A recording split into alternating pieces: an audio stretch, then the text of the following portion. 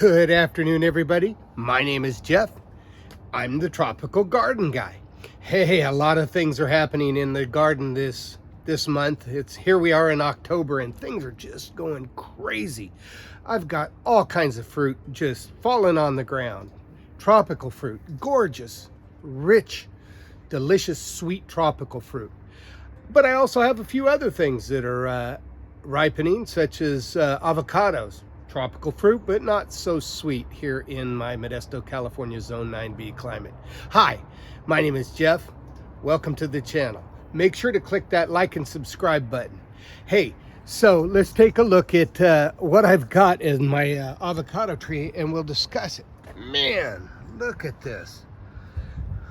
The Mexicola Grandes are ripening like crazy and just dropping off my tree.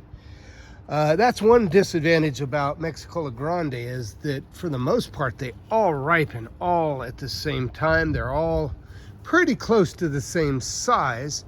You got a few right here, a little bit of green. Let's see if you can see that. A little bit of green, hummingbirds flying around. But no, I love Mexicola Grande. Number one, it's just a little tougher than most avocado trees here in my climate, Modesto, Zone 9B, Northern California, Central California to some of you folks. But also at the same time, I'm getting some of these guys. These are the big blacks, and as you can see, the big blacks are starting to ripen. And as a matter of fact, I found one of the big blacks, or Negra Grande, I think they're calling it. I call it the Big Black Johnson. But look at how big this thing is. Now, this is not a giant one. This one's probably, I think this one was about 13 and a half ounces. Compare that to the 9 of the Mexicola Grande.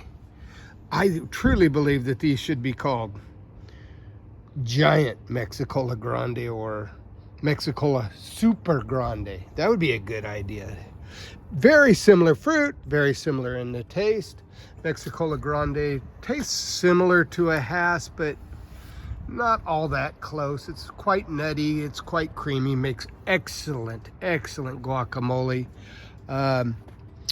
They are sensitive to the cold below about, I want to say 24, 23. They can take temperatures down to, I had a tree in my backyard survive 21 degrees with a little bit of damage, but really you got to protect them below about 23 degrees. Many years ago, back in the late 1980s, I planted a Mexicola Grande tree at my parents' house in Manteca, and wouldn't you know it, but in 1990 we got down to 17 degrees. Can you believe it? 17 degrees.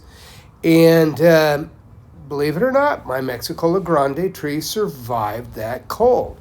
Now, the night before it froze, I did pile leaves up around the graft. You got to protect the graft, but that tree froze all the way down to the graft. And so, you know, just be prepared this coming up winter. If we get too much cold weather, if it gets too much below 23 degrees, you better start protecting your grafts. Pile leaves up, pile whatever you can. More than just wrap the tree. You want to pile stuff, because that cold temperature is going to freeze everything to the ground. But they recover, believe it or not. We're harvesting Mexicola Grandes like crazy.